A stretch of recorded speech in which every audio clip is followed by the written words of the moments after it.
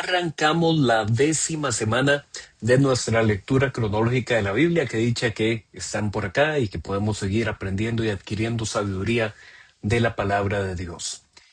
Hoy vamos a encontrarnos en este bloque de los capítulos 14 al 16 del Deuteronomio, donde, como decíamos en las sesiones anteriores, ahora hay un viraje a partir de las leyes más generales, como los 10 mandamientos. Ahora viene una serie de reglamentos, mandamientos, estatutos, decretos, ordenanzas, ¿verdad? Todos estos sinónimos que utiliza el Antiguo Testamento para referirse a leyes específicas. Ese era el sentido de todas esas palabras, para referirse a leyes más específicas. Es decir, cuando hay ciertas situaciones, te comportarás de cierta forma. En Deuteronomio capítulo 14 viene una serie de prohibiciones. Por ejemplo, la prohibición a no hacerse marcas en la piel, no cortarse la piel o cortarse el cabello en honor de un muerto. Eso eran costumbres que tenían los pueblos paganos de esa época, y que el Señor manda que su pueblo no debe ser así. También vienen prohibiciones sobre comer ciertos animales impuros, considerados impuros para ellos, ¿verdad? Como el cerdo, el camello, el águila y otros que vienen en ese listado. ¿Cuál era el sentido de esto? Tanto la prohibición de animales, de la comida de ciertos animales, como la prohibición a cortarse la piel, era porque el principio general es que el pueblo de Dios tiene que ser un pueblo diferente, porque es un pueblo santo y escogido. Eso significa que no pueden tener las mismas costumbres que el resto de los pueblos. Por lo tanto, estas prohibiciones vienen a remarcar eso, que la cultura de este pueblo sea una cultura diferente. Viene también en este capítulo un recordatorio sobre la ley de los diezmos, que recordemos que este pueblo iba a ser un pueblo que para desarrollar su vida se iban a encargar de ser agricultores y ser ganaderos. Entonces, ¿cuál iba a ser la producción de su vida? El fruto de la tierra y el ganado, los animales, los rebaños. Entonces, la instrucción era: ustedes van a tener entre todos sus hermanos a los levitas, y como los levitas no se van a dedicar ni a la producción del ganado ni tampoco a la producción de la tierra, entonces la 10ª parte de lo que ustedes produzcan será una porción apartada para el mantenimiento de los levitas.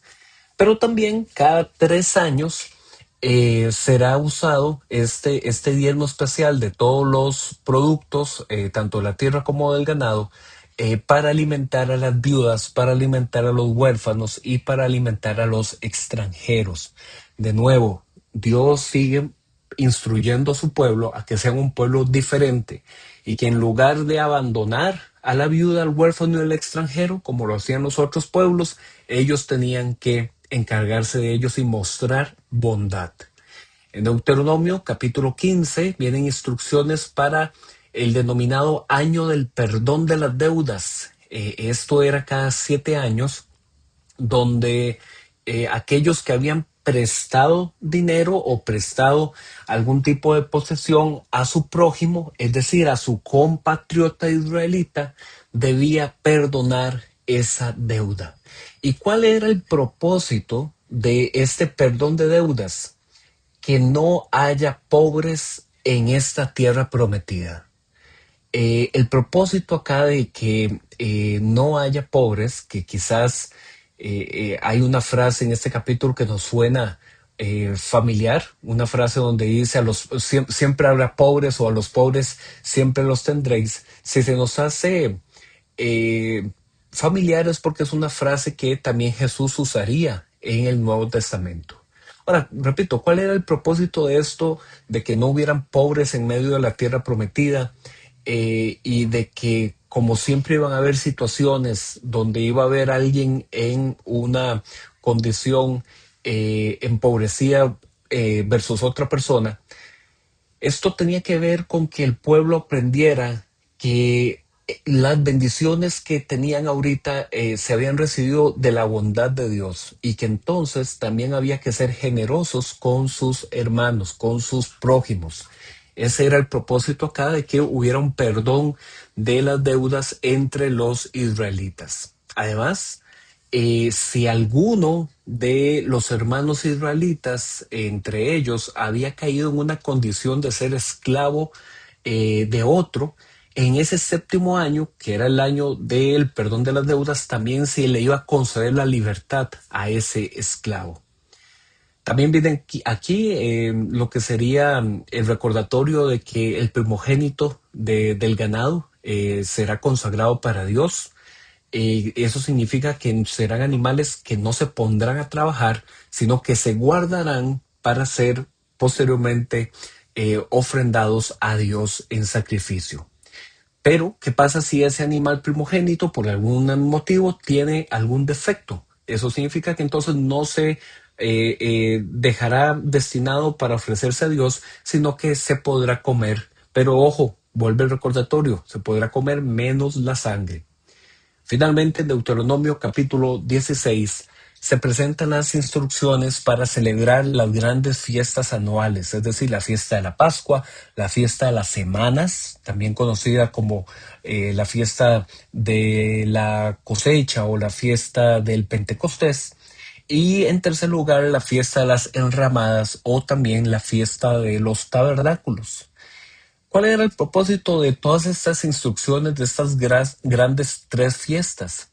Que a lo largo de todo el año los israelitas deberían presentarse en aquel lugar que el Señor elegiría. Después, con el paso del tiempo, vamos a ver que ese lugar que el Señor elegiría se refiere a Jerusalén. Y el propósito era que se presentaran los israelitas con ofrendas y con sacrificios. No debían presentarse con las manos vacías. Y aquí hay algo muy importante. No es que las ofrendas y los sacrificios tuvieran un sentido de querer manipular a Dios. No. El propósito aquí es que cuando se presentan ofrendas y sacrificios, que esto era por la producción del fruto de la tierra y de los ganados, todo eso era un símbolo de que la tierra estaba fructífera, de que la tierra había sido bendecida, de que ellos se encontraban en una prosperidad. Si eso era así, es porque el pueblo así había sido fiel al pacto. Y entonces Dios los había bendecido. Entonces es más bien como un movimiento circular.